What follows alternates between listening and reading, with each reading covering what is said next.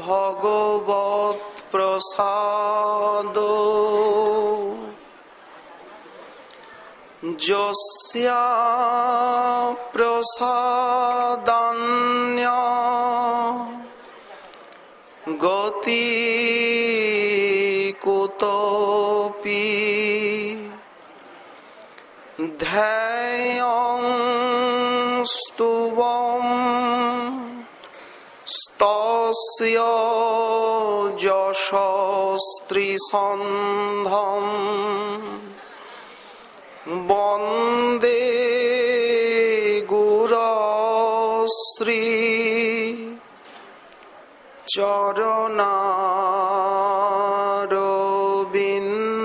চরণারবিন্দম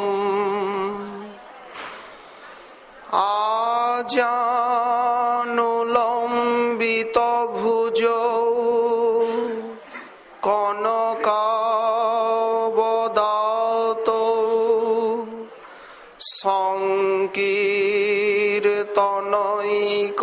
সংকীর্তনৈকপিতরৌ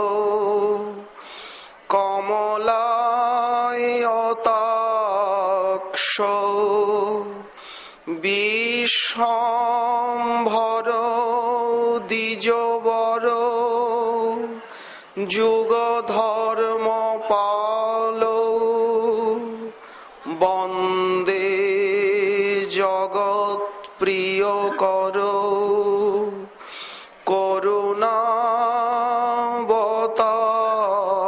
করুণাবতারৌ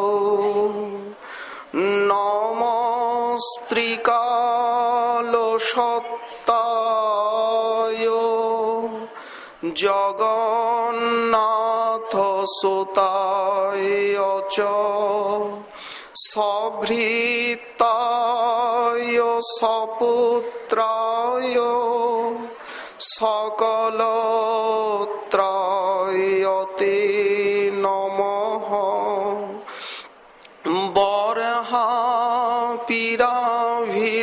বর্হাপিরাভিরামম মৃগমদতিলকং কুণ্ডলাক্রান্ত গণ্ডম কঞ্জাক্ষং কম্বুকণ্ঠম স্মিতশোভগমুখম স্বাধরেণস্তবেনুম শ্যামং শান্তং ত্রিভঙ্গং রবিকরবসনম ভূষিতং বৈজয়ন্তা বন্দে বৃন্দাবনস্থং যুবতী শতবৃতং ব্রহ্মগো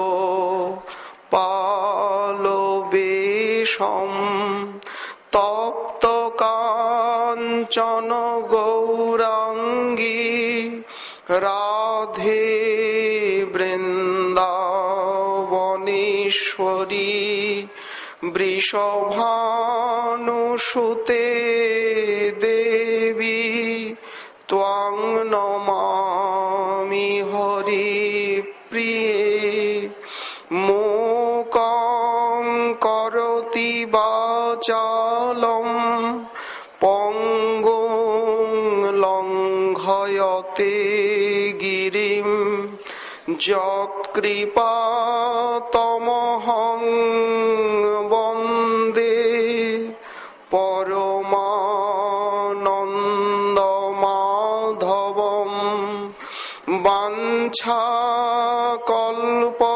বাঞ্ছাকল্পতরুভ্যশ্চ কৃপা সিন্ধুভ্যো এব চ পতিতানাং পাবনেভ্যো বৈষ্ণবেভ্যো নমো নমঃ। হরি ভক্তি পরাজে চ হরিনাম পরায়ণা দুর্বৃত্তাব সুবৃত্তব তেষাং নিত্যং নমো নমঃ। নমো ধর্মায় মহতে নমো কৃষ্ণায় বেধসে। ব্রাহ্মণেভ্য নমস্কৃত্য ধর্মাन् বক্ষ্যে সনাতনাन्। নারায়ণং নমস্কৃত্য নরং চৈব নরোত্তমং। দেবীং সরস্বতীং ব্যাসং ততো জয়মুদীরয়েৎ। জয় রূপ সনাতন ভট্ট রঘুনাথ। শ্রীজীব গোপাল ভট্ট দাস রঘুনাথ। এই ছয় গোসাইয়ের করি চরণ বন্দন।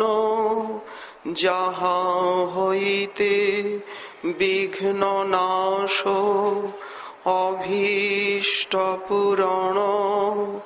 দুর্গমে পথিমেন্ধস্য স্খলোৎপাদগতির্মুহু।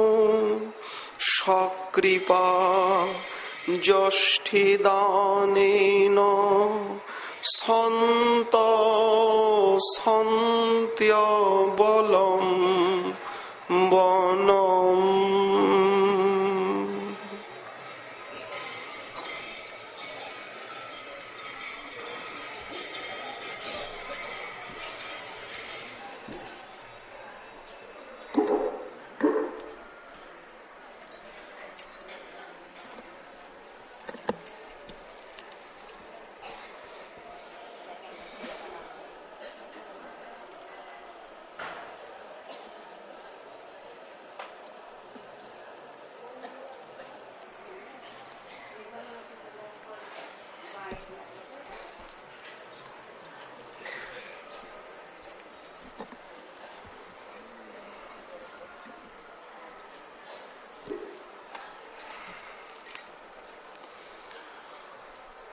ক্ষণং হসতি রোদিতি ক্ষণমথ। ক্ষণং মূর্ছতি ক্ষণং লুঠতি ধাবতি ক্ষণমথ। ক্ষণং নৃত্যতি ক্ষণং শশিতি মুঞ্চতি ক্ষণমুদার হাহারুতিম। মহাপ্রণয় সিধুনা বিহরতি হ গৌর হরি।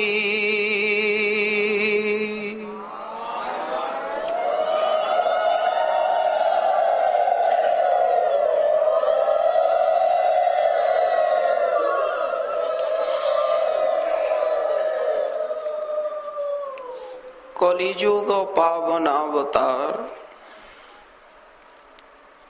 প্রেম পুরুষোত্তম সর্বাবতারী শ্রী শ্রী গৌর হরির পরম অন্তরঙ্গ প্রিয় পার্ষদবর্য শ্রীল প্রবোধানন্দ সরস্বতী পাদ মহাপ্রভু এসেছেন গয়ার থেকে। তার যে নবানুরাগ, এই শ্লোকে তারই অপূর্ব ভাবচিত্র অঙ্কন করছেন। আমরা শ্লোকটি কয়েকদিন যাবতই আস্বাদন করে আসছি। এর ভিতরে যে এত লীলা, সিদ্ধান্ত, রস লুকায়িত আছে, ঘষিতে ঘষিতে জয়িছে মলয়জ সার। চন্দনকে যত ঘর্ষণ করা যাবে ততই যেমন মিষ্টি সুবাস, ঠিক সেই প্রকার গৌরলীলাকে নিয়ে যত চর্বণ করা যাবে, রসগোল্লা গপ করে গিলে নিলাম, আর চর্বণ করা অন্তর আছে, একে বলে রসচর্বণা। গৌরলীলা চর্বণেরই বস্তু। আজ স্বয়ং ভগবান তিনি নিজে প্রেমানন্দ অনুভব করে, প্রেমানন্দ আস্বাদন মাধুরী বিশ্বজীবকে শিখাচ্ছেন। আমাদিগকেও চলতে হবে এই পথেই, এইভাবেই সেই আদর্শ শিক্ষা দিচ্ছেন। আজ মহাপ্রভু স্বয়ংই জগৎগুরু, বিশ্বগুরু। কৃষ্ণ নিজে কৃষ্ণ প্রেম শিক্ষা দিতে গৌরাঙ্গ হয়েছেন। অপরূপ সমাচার। মহাপ্রভু গয়ার থেকে এসেছেন। সচিমার ভালো লাগছে না এসব। নিমাইয়ের মুখে সেই হাসি নেই, বাক্যে সেই পরিহাস ভঙ্গি নেই, হৃদয়ে সেই উৎসাহ নেই, মনে সেই বল নেই। আহার বিহারের সেই পরিপাটি নেই। কেমন যেন সব ওলট পালট হয়ে গেছে। কৃষ্ণ প্রেমের এক অদ্ভুত রূপ নিয়ে তিনি এসেছেন নদিয়ায়। শুক্লাম্বর ব্রহ্মচারীর গৃহে প্রথম তিনি কতিপয় ভক্ত সঙ্গে মিলিত হলেন স্বেচ্ছায়। ভক্তগণকে নিজের বিরহ বেদনার কথা খুলে বললেন। তা না হলে কে বুঝবে? আশ্চর্য। পরম সুনম্র হই প্রভু কথা কহে। যে নিমাই পণ্ডিত রাস্তায় বেরোলে কাউকে ছাড়তেন না, কূট প্রশ্ন করে পরাজিত করব, লাঞ্ছিত করব, তবে তাকে ছাড়ব। নদিয়ার বড় বড় বিদ্বান নিমাই পণ্ডিতকে দেখে ভয় পেতেন।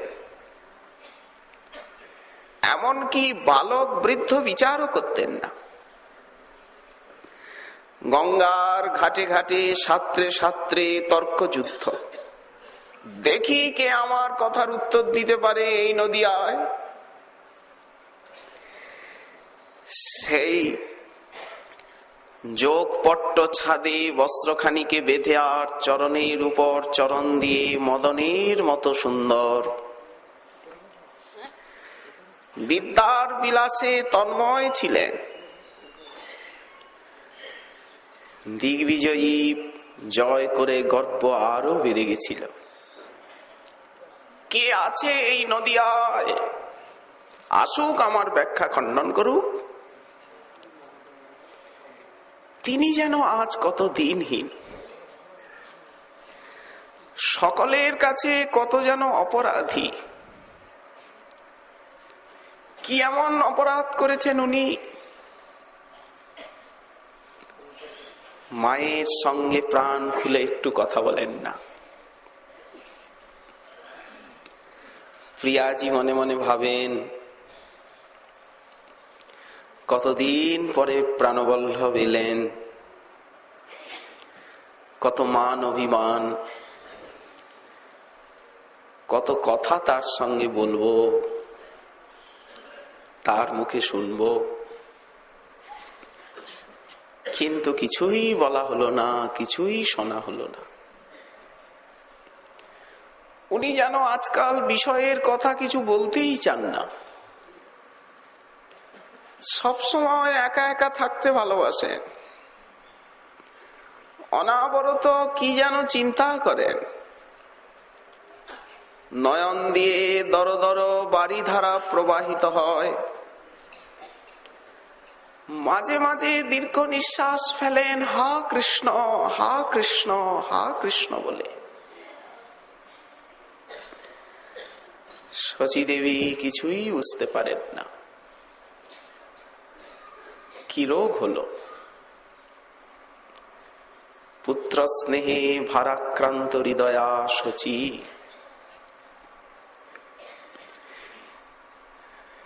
একদিন বিষ্ণু ভক্ত গুটি দুই চারি লইয়া রহ কথা বলিবারে বসিলেন গিয়া। অনেকে আসেন, অনেকে যান। নিমাই পণ্ডিতের এই পরিবর্তন শুনে যারা বৃদ্ধ আছেন তারা এসে আশীর্বাদ করেন, নদিয়ার গর্ব তুমি, চিরজীবী হও। মাথা পেতে নেন আশীর্বাদ। সেদিন নির্জনে বসেছেন। ভক্তগণ, কাকে বোঝাবো আমার মনোদুঃখ? কে বুঝবে? সত্যি প্রেমানন্দের অনুভূতি যার অন্তরে হয়েছে, এই প্রেমা যার মনে, তার বিক্রম সেই জানে। যেন বিষামৃতে একত্রে মিলন, বহির বিষ জ্বালা হয়, বাইরে এটা তো একটা ব্যাধি, রোগ। তো প্রেম ভক্তি যেন একটা রোগ ব্যাধি। বাইরে দেখাচ্ছে মহাপ্রভুর মুখখানা মলিন হয়েছে, এখনো মহাপ্রভু নন নিমাই পণ্ডিত, কিন্তু তাতে এমন কমনীয়তা বেড়েছে, এমন আকর্ষণী শক্তি এসেছে মুখখানাতে। কেউ বিস্মিত হচ্ছে, কেউ স্তব্ধ হচ্ছে, কেউ বা সন্দেহ করছে কি হলো নিমাইয়ের। ভক্তগণ, আমার দুঃখের কথা তোমাদিগকে বলবো। বিষামৃতে একত্রে মিলন। আপাত দৃষ্টিতে দেখলে যেন মনে হয় উনি কোনো আন্তরিক কষ্ট ভোগ করছেন, মনোবেদনা ভোগ করছেন কোন, কিন্তু কে জানে অনন্ত আনন্দের সিন্ধুতে উনি অবগাহন করছেন। একমাত্র প্রেমিকই প্রেমিকের হৃদয়কে অনুভব করতে পারে। বহির বিষজ্বালা হয়, অন্তর আনন্দময়। কৃষ্ণ প্রেমার অদ্ভুত চরিত, সামলানো ভার হয়। বলতেই হলো কি, পুলকিত সহ অঙ্গ কম্প কলেবর। সাত্ত্বিক বিকার, এই যে বলছেন না, রদিতি হাহা রুতিং করতি। প্রেমে টলমল তনু হুঙ্কার গর্জন, নয়নে গলয়ে অশ্রু ধারা নিরন্তর। অদ্ভুত ভাবালঙ্কার, মানুষের চিত্ত বিগলিত হয়ে যায়। শত সহস্র শাস্ত্রের কথা বলে জানা হয়, প্রেমিকের এক ফোঁটা চোখের জল দেখলে তার থেকে অনেক বেশি কিছু হয়। কোন ভজনশীল মহাপুরুষের কাছে আপনারা গেলেন, তারা অত্যন্ত স্বল্পভাষী, অত্যন্ত মৃদুভাষী। বৈষ্ণবের লক্ষণই হচ্ছে পরনিন্দা পরচর্চা তার জিহ্বায় কখনো স্থান পায় না। কার সঙ্গ করতে হবে? শ্রী রূপ গোস্বামী চরণ উপদেশামৃতে তার লক্ষণ বলেছেন। কার সঙ্গ করলে ভক্তির সঞ্চার হয়? অনন্য ভকতি নিষ্ঠ নিন্দা শূন্য মন। ভক্তি সাধনায় যিনি অনলস ভাবে লেগে আছেন, অনন্য ভক্তিতে নিষ্ঠা, মুখে কারো নিন্দা নেই, অনন্য ভকতি নিষ্ঠ নিন্দা শূন্য মন, হেন সাধু সঙ্গ লাভে সতত করিবে যতন। ওইখানের থেকে প্রেমের সঞ্চার হবে। কুসুম কমল হৃদয়, নবনীতের মতো সর্বভূতে নিজের আরাধ্যকে দেখছেন। এই তো প্রেমের ভাষ্য। কৃষ্ণ প্রেমের ভাষ্য কি? এই তো প্রভু প্রেমে প্রেমে টলমল তনু হুঙ্কার গর্জন করছে। আশ্চর্য! যে প্রভু আছিলা কোটি সমুদ্র গম্ভীর, সেই প্রভু কৃষ্ণ প্রেমে হইলা অস্থির। প্রেমের কি শক্তি! কাকে গম্ভীর বলে? যার মনের কথা মনের ভাব কেউ জানতে পারে না, ভিতরে কি আছে। সমুদ্রের যেমন উপরের থেকে তরঙ্গগুলো দেখা যায়, কত সুন্দর রজত রেখা, কিন্তু কত গভীরতা, ভিতরে কত মণিমুক্তা আছে এটা কে জানে? ওটা তো বোঝা যায় না। ঠিক তেমনি প্রেমিককে বাইরের থেকে আমরা কি করে বুঝবো? অন্তরের ভাব বোঝা যায় না। এইটাকেই বলে গাম্ভীর্য। বাইরে এক, ভিতরে এক। ঠিক যেমন নারিকেল ফল, বাহিরটা নিরস শক্ত কঠিন, অন্তরে মিষ্টতা সরসতা। ও মানুষই পারে ভাঙতে, কোন পশু পক্ষীর দ্বারা নারকেলের আস্বাদন হয় না। হয় কি? ও কৌশল মানুষেরই জানা আছে। যেমন মৌমাছির মধুচক্র, বাইরে ভয়ঙ্কর, মৌমাছি একটু খোঁচা দিন আর চিন্তা নেই, কিন্তু ভিতরে সুমিষ্ট মধু। আহরণ করা কঠিন ব্যাপার। তেমনি প্রেমিকের জীবনধারা, প্রেমিকের আদর্শ চরিত্র, ওখানে যাওয়াই কঠিন। কিন্তু কাটাহেরি ক্ষান্ত কেন কমল তুলিতে, সর্প দেখে ভয় পেলে হবে না চন্দন বনে। আসল চন্দন গাছটা সাপে জড়ানোই থাকে। যাওয়া কঠিন, কিন্তু উপায় নেই, যেতে হবে। প্রেম ভক্তি আহরণ করতেই হবে। যে প্রভু আছিলা পরম গম্ভীর, সেই প্রভু কৃষ্ণ প্রেমে হইলা অস্থির। কি দুঃখ! বিষ্ণুপ্রিয়া দেবী মনে মনে ভাবছেন, আমি কি তাহলে তার মনের মতো হইনি? মা বুঝতে পারছেন যে আমার নিমাইয়ের কি রোগ ব্যাধি হলো। নদিয়াবাসী কেউই বুঝতে পারছেন না। চিন্তায় অস্থির জননী একদিন শ্রীবাস পণ্ডিতকে ডেকে এনেছিলেন। নিমাই পিতৃহারা, তার অভিভাবক কেউ নেই। নীলাম্বর চক্রবর্তী দূরে থাকেন ওই বেলপুকুরে। তিনি নানা রাজকীয় কাজে বিব্রত থাকেন, সব সময় তাকে পাওয়া যায় না। নিকটে শ্রীবাস পণ্ডিত এবং চন্দ্রশেখর আচার্য রত্ন।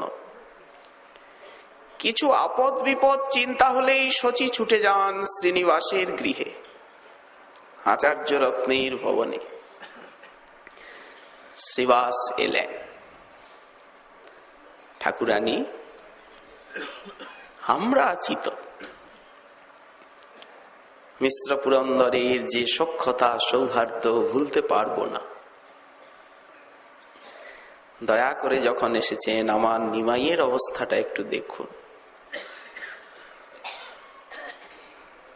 শ্রীবাসকে দেখে প্রভুর প্রেমাবেশ।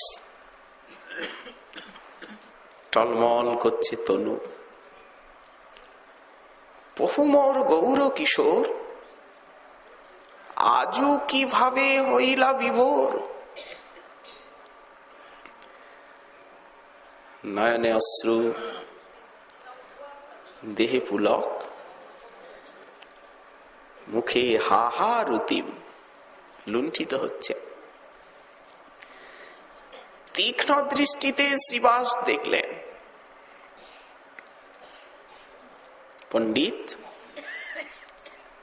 লোকে বলে নাকি আমার বায়ু হয়েছে, মস্তিষ্ক বিকৃতি। শ্রীবাস এসে বললেন, তোমার যে বায়ু, এটি বড় বড় যোগীশ্বরগণ বাঞ্ছা করে। এই বায়ু তুমি আমাকে একটু দেবে? এই বায়ুর, এই ব্যাধির আমিও কিছু চাই। প্রভু বললেন, শ্রীবাস, তুমি আমার প্রাণ রক্ষা করলে। তুমিও যদি বলতে বায়ু, তাহলে আমি গঙ্গায় প্রাণ বিসর্জন দিতাম। দেখুন দার্ঢ্যতা। ভক্তগণ, এই নদিয়ার লোকে আজকাল নানা কথা বলছে। আমার মনোবেদনা আমি কাউকে বোঝাতে পারছি না। কে বুঝবে? এ ব্যাধি যার হয়েছে সেই বোঝে, অন্যে বোঝে না। আমার দুঃখের অন্ত নেই। গয়ার থেকে যখন আসছিলাম না, তখন কানাইয়ের নাটশালা নামে এক গ্রাম, সেইখানে সহসা আমি দেখতে পেলাম তমাল শ্যামলয়ে এক সুন্দর বালক আস্তে আস্তে সেই কানাইন নাটশালা গ্রামে তমাল শ্যামল বর্ণ বালক সুন্দর। এখানে বালক বলতে বালক নয়, নবকিশোর নটবর। তার নবগুঞ্জা সহিত কুন্তল মনোহর, বরহা পীরং নটবর বপু কর্ণয় কর্ণিকারম। সেই দিব্য মূরতি, বিচিত্র ময়ূর পুচ্ছ শোভে তদুপরি, শ্যামল তমাল কান্তি, মস্তকে বিপুল ময়ূরপুচ্ছের চূড়া, ঝলমল মণিগণ লক্ষিতে না পারি, হাতেতে মোহনবাসী পরম সুন্দর, হস্তে আছে বিশ্ববিমোহন বাঁশুরি, চরণে নূপুর শোভে অতি মনোহর। হাসতে হাসতে গলদেশে বনমালা পীতাম্বর আমার সামনে এসে দাঁড়ালেন। কি মধুর সেই মূর্তি, মকর কুণ্ডল শোভে কমল নয়ন, আমার সমীপে আসি হাসিতে হাসিতে আলিঙ্গন করি আমায় পালাইলা চম্বিতে। সেই থেকে আমার এই ব্যাধি, কাকে বলবো, কে বুঝবে? এখন ভিতর বাহির জুড়ে তাকেই দেখি। বলো না, তাকে কবে পাবো, কি করে পাবো? বলতে বলতে বলতে বলতে প্রভু মূর্ছিত হয়ে পড়ে গেলেন। হা কৃষ্ণ, হা কৃষ্ণ, এই যে না তোমায় দেখলাম, কোথায় গেলে? চারিদিকে সতৃষ্ণ নয়নে চাইছে, কোথায় গেলে? এই না তোমায় দেখলাম, এই না তোমার অঙ্গগন্ধ পাচ্ছি। ভক্তগণ চিনতে পারলেন, নিমাই পণ্ডিত, পাষণ্ডীর বাক্য জ্বালা আর সইতে পারি না, লোকের নিন্দা গঞ্জনা। তুমি এইবার তোমার নয়ন জলে আমাদের হৃদয়কে শীতল করবে। তোমার নয়নে যে জল দেখছি না, এই নয়ন জলে আমরা আমাদের তপ্ত হৃদয়কে জোড়াবো। চলো, তোমার সঙ্গে এইবার আমরা প্রকাশ্যে কীর্তন করব। যদি তোমাকে আমাদের নায়ক বানাতে পারি, তো দেখব পাষণ্ডীর কটা মাথা। দেখি কে আমাদের ভজনে প্রতিবাদ করে। ভক্তগণ আনন্দ পেলেন, নিমাই পণ্ডিত পরম বৈষ্ণব হয়েছে। বৈষ্ণব শুধু না, পরম বৈষ্ণব। এমন প্রেমাবেশ, এমন চোখের জল দেখা যায় না। কিন্তু সচিমা কিছুই বুঝতে পারছেন না। সচিমা বললেন বিষ্ণুপ্রিয়াকে, বৌমা চিন্তা করো না, একটা শান্তি সস্তায়নের ব্যবস্থা আমি করছি। নারায়ণ মঙ্গলময়, তিনি মঙ্গল করবেন। ঠাকুর মহাশয়কে বলা হয়েছে, কুলপুরোহিত, গৃহে তো নারায়ণ সেবা আছেই। তুমি কালকে পুষ্প চন্দন পূজার সামগ্রী গুছিয়ে দিও, ঠাকুর মহাশয় এসে পূজা করবে। নিমাইয়ের মঙ্গল কামনায় মহাজন তাৎকালিক মহাপ্রভুর যে অবস্থা, সেই অবস্থাকে অপূর্বভাবে বর্ণন করেছেন। পহুমোর গৌর কিশোর, আজ কিবা ভাবে হইলা বিভোর। ব্যাকুল নিজ জন, না বুঝল কি সাধন। নিজজন বুঝতে পাচ্ছেন না, ব্যাকুল হয়ে গেছে। শ্বাস বহে ঘন ঘন, সদাই উদাস মন। এই যে সরস্বতী পাদ বলছে, পহুমর চিতচোর, আজ কিভাবে হইলা বিভোর। কৃষ্ণ প্রেমের কি অদ্ভুত গতি! কেহ না বুঝিতে পারে, সদাই ভাসে আখি লোরে।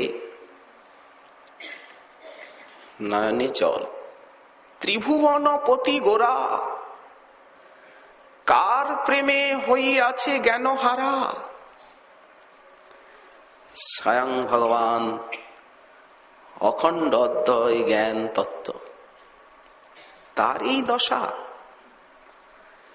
তাহলে ক্ষুদ্র জীব যখন এক বিন্দু প্রেমের আস্বাদ পাবে, তখন তার কি অবস্থা হবে? এত বড় আধার স্বয়ং ভগবান শ্রী রাধাভাব কান্তিধারী গৌরহরি, তিনি কৃষ্ণ প্রেমে এতটা বিভোর হয়ে পড়েছেন, সামলাতে পাচ্ছেন না আস্বাদনের ভার। ক্ষুদ্র জীব শক্তি কি সামলাবে এই আস্বাদনকে? সাধিয়াছে, সাধিতেছে কিবা যোগ। ওগো ছাড়ি গৃহসুখ ভোগ। একদিন,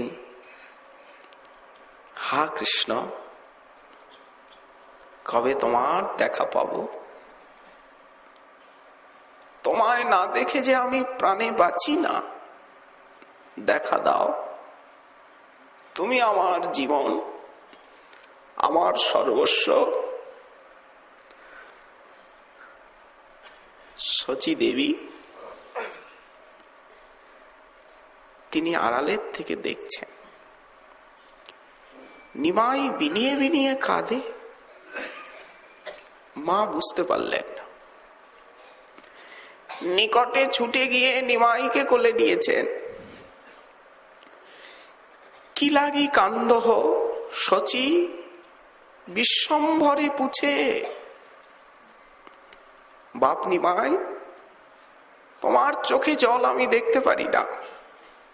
বিশ্বরূপকে হারিয়ে তোমার পিতা মিশ্র পুরন্দরকে হারিয়ে অনাথিনী কাঙালিনী আমি তোমার মুখখানা দেখে বেঁচে আছি।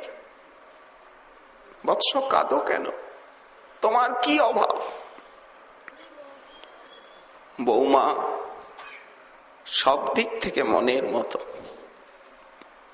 তোমার তো কোনো অভাব গৃহে নেই। নদিয়ার সবাই তোমায় শ্রদ্ধা ভক্তি স্নেহ ভালোবাসা করে, ভালোবাসে। আমি প্রাণ দিয়ে তোমার সুখের নিমিত্ত সতত তৎপর থাকি। কাঁদো কেন তুমি এত? কি লাগি কান্দহ বাপ, দুঃখ তোমার কিসে? শচীর মনে অনেক ব্যথা। পরপর 3টে শোক তিনি পেয়েছেন। এক তো জগন্নাথ বলি বিশ্বরূপ চলে গেল, কম শোক নাকি? পাজরটা যেন ভেঙে গেল। স্নেহময়ী জননী জানেন, একটা পুত্র যদি গৃহের থেকে বেরিয়ে যায় কত ব্যথা হয় মায়ের। আমরা কি বুঝবো? তারপরেই অকালে জগন্নাথ মিশ্র ঠাকুর বিদায় নিলেন, আরেকটা পাজর ভেঙে গেল। দেখতে দেখতে এই কিছুদিন হলো বিয়ে দিয়েছিলাম নিমাইয়ের, কত সাত করে সেই লক্ষ্মী প্রিয়াও চলে গেল। তিনটে ধাক্কা। দিন দিন শচীর স্বাস্থ্যভঙ্গ হচ্ছে। শেষে অন্ধের যষ্টি, নয়নের মণি নিমাইয়েরও এই প্রকার মস্তিষ্ক বিকৃতি, উন্মাদনা। কি লাগি কান্দহ বাপ, দুঃখ তোমার কিসে? বলো না আমায়, আমি প্রাণ দিয়েও প্রতিকারের চেষ্টা করব। প্রভু কেঁদে ফেললেন। তিনি মাকে কি করে বোঝাবেন? পুত্র স্নেহে মোহ আক্রান্ত চিত্ত শচী, তিনি কি বুঝতে পারবেন? প্রভু কেঁদে ফেললেন। এ কথা কি বলা যায়? শ্রীকৃষ্ণের জন্য প্রাণ আমার ব্যাকুল, এ কথা কি জগতের কারো কাছে বলবার মতো? প্রাণ বিদীর্ণ হয়ে যায়, তথাপি এ রহস্য তো প্রকাশ করা যায় না। সেই দিনই শচী বললেন, একটা সস্তয়নের ব্যবস্থা করতে হবে। সকালবেলা পুরোহিত এসেছেন, পঞ্চামৃত দিয়ে নারায়ণকে স্নান করিয়ে উনি পূজা করছেন বেদ মন্ত্র উচ্চারণ করে। শচী এবং প্রিয়াজি দাঁড়ে দাঁড়িয়ে পূজা দেখছেন। প্রভু সেই মন্দিরের বারান্দায় বসে অপলক নেত্রে উদাস দৃষ্টিতে চেয়ে আছেন নারায়ণের দিকে। পূজা শেষ হলো।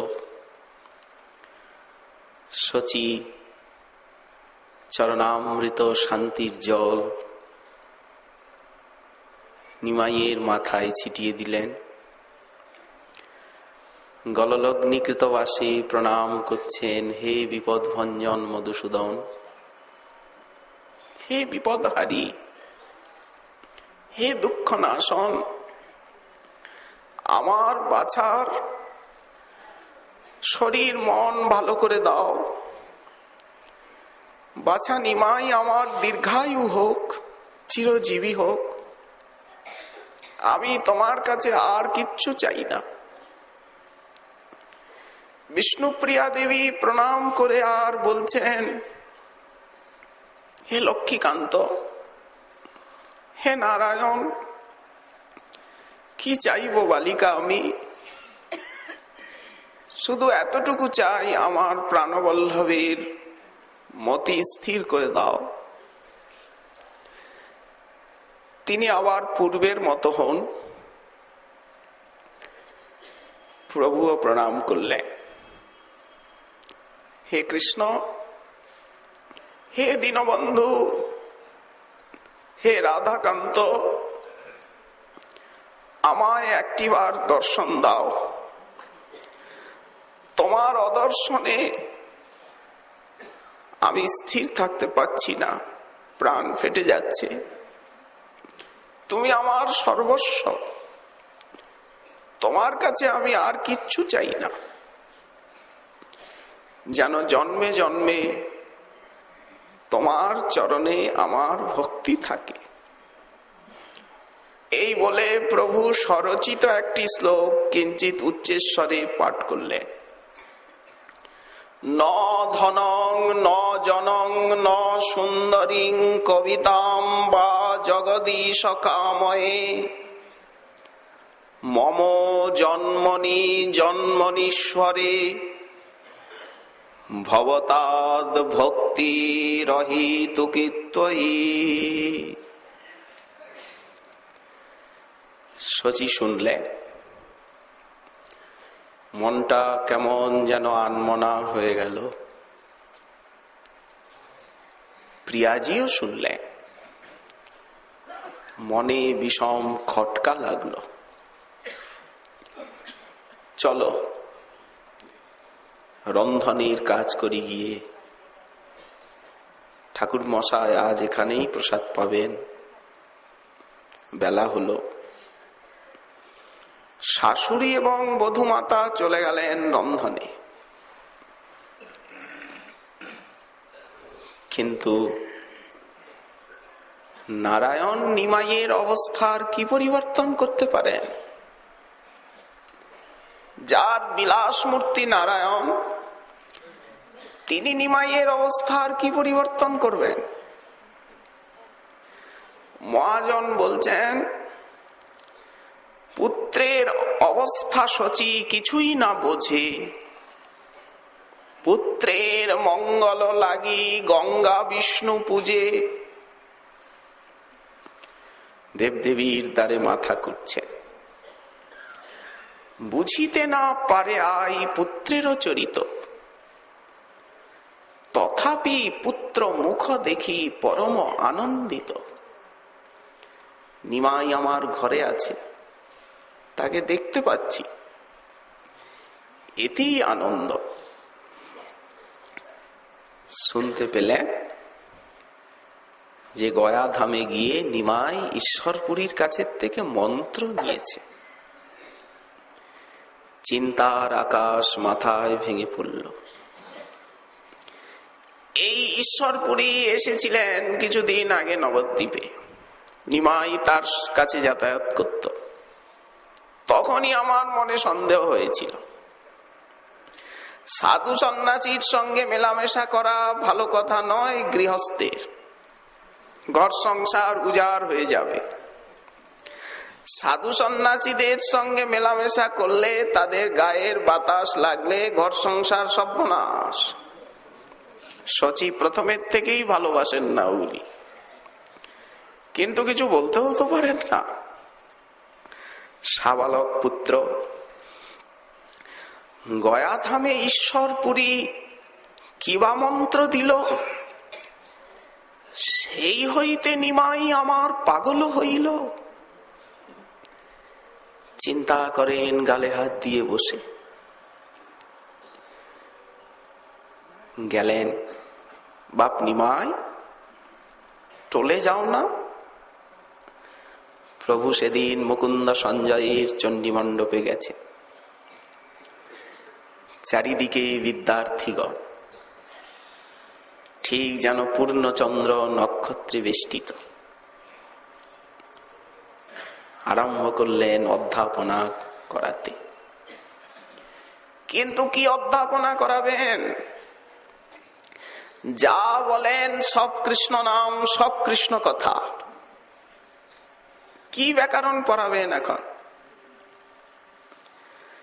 10 দিন চেষ্টা করলেন, কৃষ্ণ নাম ছাড়া মুখে আর কিছু আসেই না। কৃষ্ণ কথা ছাড়া আর কিছু বলতেই পারেন না। কৃষ্ণের মুখে কৃষ্ণ কথা, সে কৃষ্ণ কথা কত মধুর হবে। শেষে ছাত্রগণ বিরোধী হয়ে গঙ্গাদাস পণ্ডিতের কাছে অনুযোগ করলেন, উনি ঠিক মতো আমাদিগকে পড়াচ্ছেন না, সময় নষ্ট হচ্ছে, যে জন্য আমরা আসি সে লাভ কিছুই নাই। গঙ্গাদাস পণ্ডিত ডাকলেন, নিমাই, তোমার মতো শিষ্য পেয়ে আমি ধন্য। শিষ্যের কাছে গুরু যদি পরাজিত হয়, শিষ্য যদি গুরুর থেকে আরো অধিক গুণবান হয়, জগতে এর থেকে বড় আনন্দ গুরুদেবের আর কিচ্ছু নাই। এই তো নীতিশাস্ত্র বলে। শিষ্যের গর্বে গুরুদেব গর্বিত আনন্দে আত্মহারা হয়ে যান। বৎস নিমাই, তোমার পিতা জগন্নাথ মিশ্র পুরন্দর নদিয়ার প্রতিষ্ঠিত ব্যক্তি, সবাই তাকে চেনে। তোমার দাদু নীলাম্বর চক্রবর্তী, তার যশের কথা কি বলবো। তুমিও তেমনি দিগ্বিজয়ী পণ্ডিত। এই অবস্থায় তো বাপ, তোমার পিতা, তোমার দাদু, তারা কি ভক্ত নন? তো তুমি অধ্যাপনা ছাড়ছো কেন? অধ্যাপনা করো, তুমি বৃহস্পতির মতো গুণবান। গুরুদেবের চরণ ধুলা নিলেন, যথাজ্ঞা। কিন্তু অধ্যাপনা করতে বসে ওনার মুখে কৃষ্ণ নাম, কৃষ্ণ কথা ছাড়া আর কিছু বেরোই না। বিপদে পড়ে গেলেন। শেষে একদিন বললেন, হে বিদ্যার্থীগণ, আমি আর অধ্যাপনা করতে পারলাম না, তোমাদিওকে আমি সানন্দে বিদায় দিচ্ছি। তোমরা যেখানে যে পণ্ডিত মহাশয়ের কাছে ইচ্ছা গিয়ে বিদ্যা গ্রহণ করতে পারো। যদি আমার কথায় বিশ্বাস হয় তাহলে আমি বলি, নিখিল বিদ্যার ফলই হচ্ছে কৃষ্ণ নাম, কৃষ্ণ ভক্তি। সেই সে বিদ্যার কার্য জানিহ নিশ্চয়, কৃষ্ণ পাদ পদ্মে যদি চিত্তবৃত্তি রয়। মনটা যদি শ্রীকৃষ্ণ চরণে লাগে তাকেই বিদ্বান বলা হয়। তো বলি, ধন্য কৃষ্ণ নাম। আমরা তো এতদিন পড়লাম শুনলাম, এসো আমরা এইবার একটু কৃষ্ণ নাম করি, কৃষ্ণ কীর্তন করি, প্রাণ জুড়াই। তারা তো কিছু জানেন না বালক, কাকে কৃষ্ণ নাম বলে, কাকে কৃষ্ণ কীর্তন বলে। সেই দিন প্রভু নিজে কৃষ্ণ নাম উচ্চারণ করে আর নিজে নৃত্য করে কীর্তন করে তাদেরকে নৃত্য কীর্তন শেখালেন।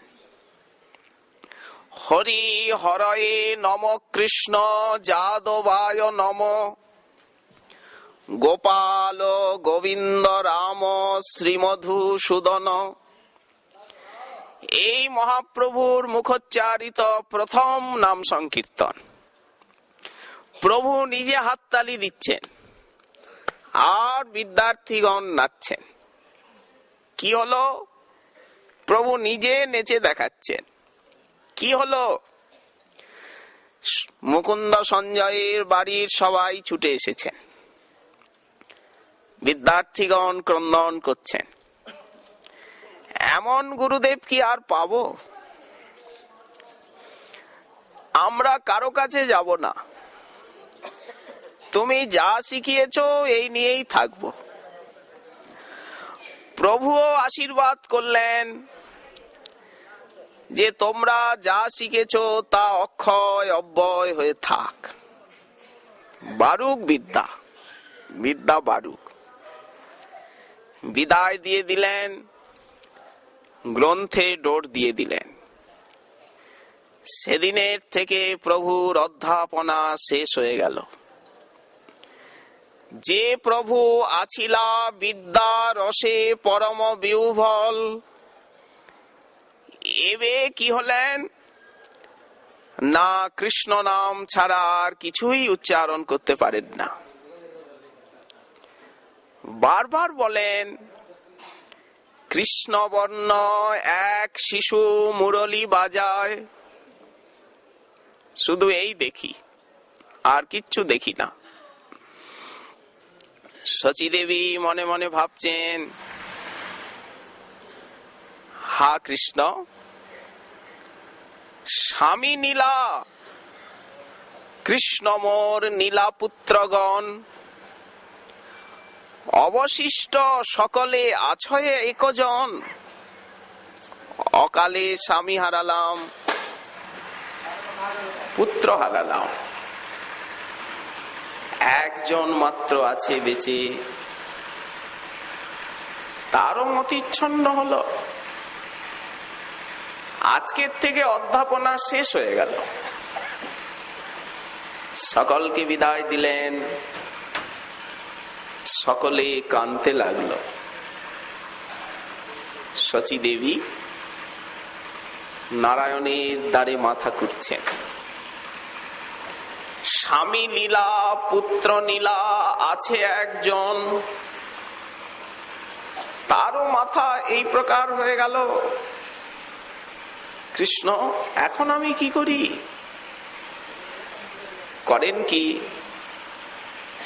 বিষ্ণুপ্রিয়া দেবীকে সাজিয়ে গুছিয়ে প্রভুর কাছে পাঠিয়ে দেন। বৌমা যাও তো, নিমাইয়ের কাছে গিয়ে বসো তো, একটু কথাবার্তা বলো তার সঙ্গে। লক্ষ্মীকে দেখে প্রভু সেই দিকে তাকানো না, উচ্চস্বরে ক্রন্দন করতে থাকেন আর হুঙ্কার করে ওঠে, ভয় পেয়ে প্রিয়াজি পালিয়ে যাও। নিরবধি শ্লোক পড়ি করেন ক্রন্দন, কোথা কৃষ্ণ কোথা কৃষ্ণ বলে অনুক্ষণ। এই অবস্থা প্রাপ্ত হয়েছেন প্রভু। রাত্রিবেলা নিদ্রা হয় না, একবার ওঠেন একবার বসেন, কখনো বা শয্যায় বসে আর কাঁদতে থাকে। রাত্রিটা কাটতেই চায় না।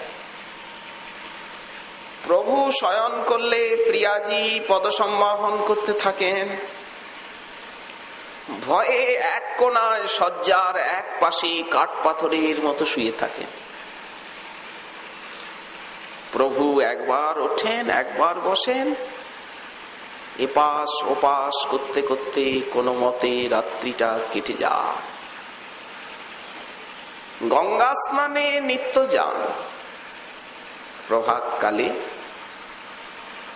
গঙ্গার তীরে গিয়ে দাঁড়ান,